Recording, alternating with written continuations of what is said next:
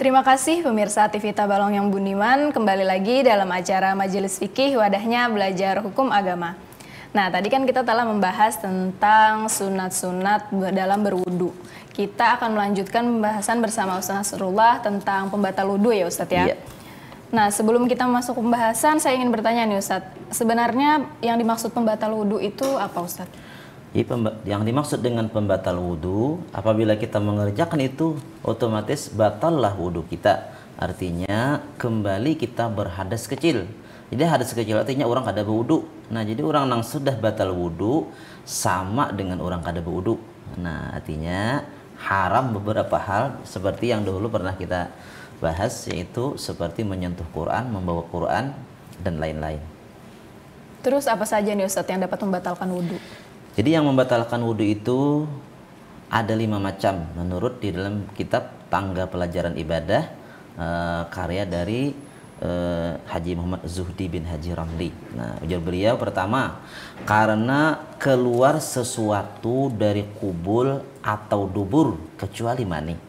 Contohnya apa Ustadz? Nah, jadi kalau kubul itu yang di muka sini, kalau dubur yang di belakang. Nah, contohnya seperti artinya apapun yang keluar daripada 2 lubang itu, baik berbentuk air, misalnya kami, atau tahi, atau darah yang keluar, atau misalnya angin pun batal juga, atau misalnya kayu, atau apapun.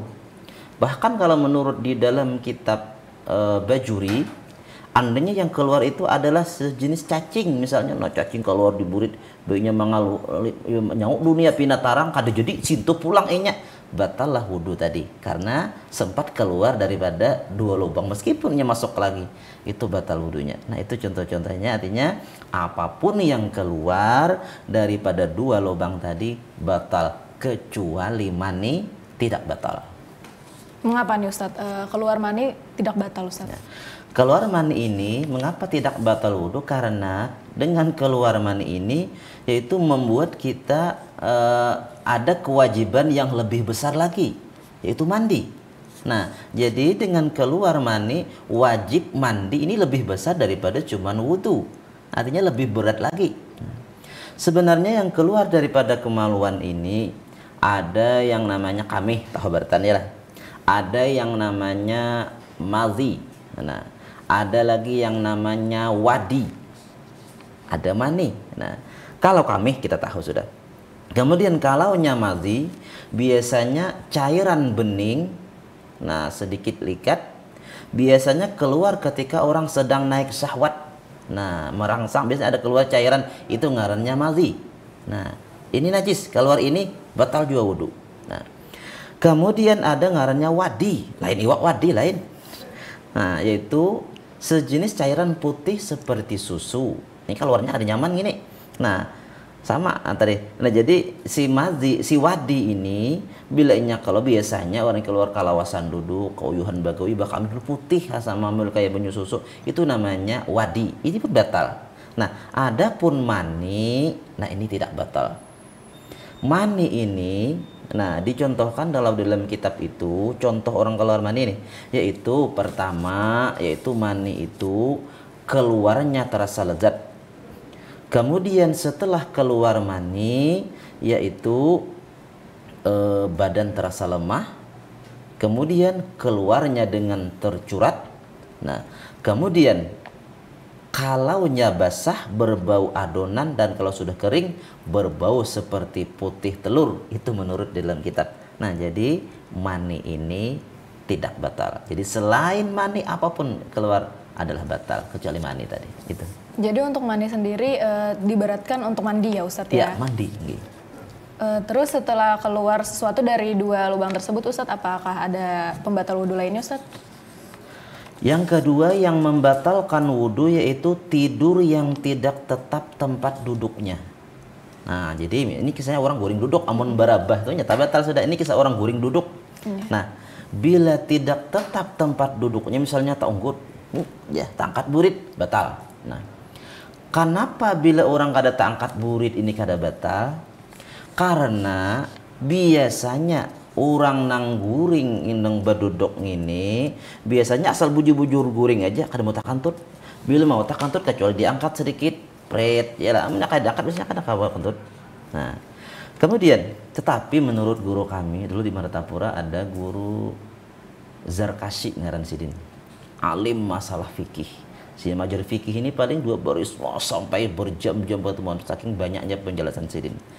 Nah, guru Zarkashi almarhum Allahu yarham, beliau menceritakan masalah hukum batal atau tidaknya guring orang yang duduknya tetap pada tempat duduknya ini uji sidin batal atau kada. Sidin menjelaskan di sini tergantung orangnya pulang. Nah, kenapa tergantung orangnya? Uji sidin bahkan menyamakan hukum guring orang nang duduk ini dengan pembatal, yaitu orang puasa ujar sidin bakantut di bawah banyu batal kakadakah. Jadi tergantung orangnya. Nah, jadi maksud tergantung orangnya kayak apa? Ujar sidin tergantung orangnya. Bila orangnya lama di sini kada batal, bila kurus batal. Kan aneh nih. Nah, lalu kami tanyakan artinya guru, kenapa orang lama kada batal nang kurus batal? Ujar sidin, ini penjelasan sidin ya. Ujar sidin bila orang lamak tuh biasanya buritnya adalah dagingnya ini banyak. Nah, apabila ia duduk guring, bujur duduk, nih tak tutup burit nih nak bakantut, kada mau tak kantut kecuali diangkat sedikit tadi. Iya. Itu orang lama. Amunnya kurus ini talus anginnya. Nah, itu ujar sidin. Kemudian tadi sama lagi juga tentang orang nang bakantut bawah banyu tadi batal ke puasanya kan? Ya tergantung orangnya. Iya. Kalau orangnya tuh lamak jasidin, nah belinya bakantut cepat tak tutup, maka sawat masuk banyu. Bila nang kurus lambat sawat masuk banyu jasidin. Nah, itu penjelasan guru kami guru Zarkashi tadi. Beliau ahli dalam fikih, bahkan orang Martapura nyambat sidin ini sabil muhtadin berjalan. Allahu yarham. Itu. Terus selain tidur yang tidak tetap pada tempatnya tadi, apakah ada pembatal wudhu lainnya, Ustaz? Nah, jadi setelah tadi tidur yang tidak tetap tempat duduknya, ada lagi yang ketiga.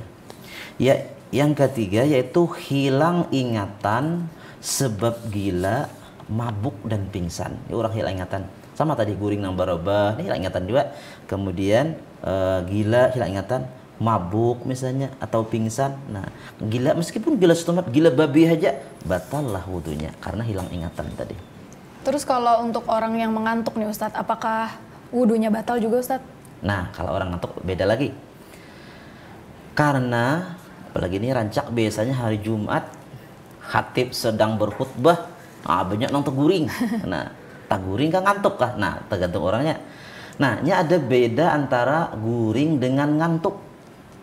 Bedanya orang guring dengan ngantuk, kalau orang itu ngantuk, nah di situ orangnya nih masih mendengar pandiran orang di sampingnya, tapi kadang ngerti itu ngarannya ngantuk. Iya.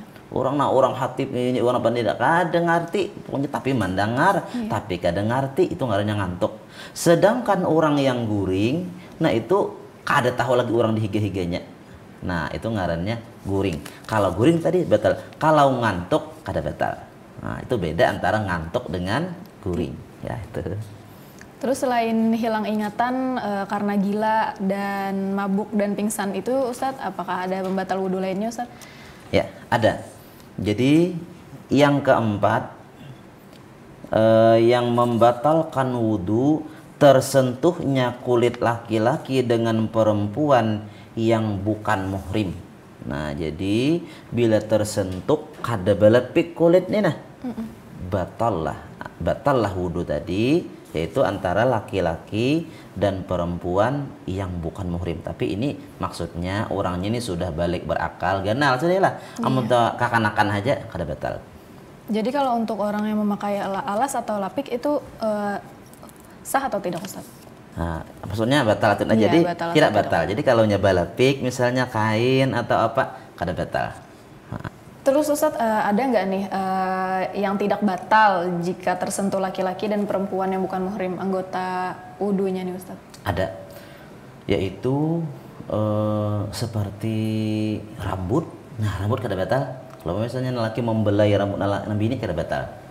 Asal rambut. Nah, kemudian kuku pun tidak batal. Ada kuku yang panjang misalnya kuku bininya dijapainya kuku kada batal. Kemudian lagi gigi. Nah, ini gigi. Kalau pada mencapai gigi kada batal. Nah, tapi buat apa nyupai gigi? Ya. Jadi karena ini bukan kulit. Nah, jadi rambut, kuku, gigi tidak batal. Ada lagi pendapat di kitab lain mengatakan tulang. Nah, cuma jarang ada ini tulang kayak. Misalnya hilang dagingnya ada tulangnya. Nah, itu cuma jarang. Ada lagi yang mengatakan biji mata. Nih, biji mata ini jarang juga ya lah. Tetapi itu yang tidak batal tersentuh kulit laki-laki dan perempuan. Nah. Kalau alis mata sendiri Ustaz termasuk nggak nih? Itu termasuk rambut. Nah, asal jangan tersentuh dagingnya. Ya, jadi kayak sejenis rambut, kuku dan tulang tadi atau apa gigi itu tidak batal. Terus kalau nggak salah ya Ustaz, ada yang berpendapat nih tidak batal tersentuh kulit laki-laki dan perempuan yang bukan mahramnya. Itu bagaimana Ustadz yang dikategorikan sebagai suami istri? Memang ada itu pendapat seperti pendapatnya Imam Abu Hanifah dan Imam Malik. Tetapi menurut Imam Malik artinya ujar sidin yang tidak batal itu yang tanpa syahwat. Kalaunya pakai syahwat itu tetap batal. Itu menurut pendapat Imam Malik. Tetapi menurut pendapat Imam Abu Hanifah, la naqdo mutlakan walau bisyahwatin. Tidak batal wudu tadi antara suami istri meskipun dengan syahwat. Itu pendapat Imam Abu Hanifah. Tetapi ketika kita memakai pendapat imam selain Imam Syafi'i, nah seperti tadi Imam Malik, Imam Abu Hanifah, boleh kita umpat pendapat beliau yang tidak batal tadi, tetapi wudunya kita pun harus mengikuti bagaimana pendapat beliau. Nah misalnya ini kan ada orang misalnya ke Mekah misalnya, kemudian sulit untuk kadar tersentuh antara suami istri nih. Kayak apa supaya jangan batal? Boleh empat pendapat Imam Abu Hanifah, tetapi sepaket wudunya pun harus seperti wudu pendapatnya Imam Abu Hanifah atau Imam Malik tadi. Nah, jadi itu kada boleh karena wudunya seperti Imam Syafi'i, pembatalnya umpat Imam Malik nang kada batal tadi. Tak Imam Abu Hanifah nang meskipun tanpa syahwat. Nah, kada boleh. Kenapa? Karena mencampur dua mazhab dalam satu ibadah itu namanya talfik. Talfik itu tidak sah dan kedua imam tidak mengakui. Jadi Imam Syafi'i ikan wudunya sama aku, tetapi tersentuh kulit laki-laki dan perempuan yang halal nikah meskipun suami istri batal menurut Imam Syafi'i. Tetapi ujar Imam Malik misalnya nih, ujar Imam Abu Hanifah, bujur aja kada batal nih, cuma ini kan wudunya ada sama aku. Nah, jadi talfik itu ngarannya. Jadi kalau kita hendak pembatalnya seperti Imam Abu Hanifah atau Imam Malik tadi, sepaket wudunya pun seperti imam itu. Jangan mencampur dua madhab dalam satu ibadah itu. Nah, baik Ustadz, kita lanjutkan pembahasan ini setelah jeda ya Ustadz ya. Iya. Pemirsa TV Tabalong Budiman, jangan kemana-mana, tetap dalam acara Majelis Fikih, wadahnya belajar hukum agama. Kita akan kembali setelah jeda berikut ini.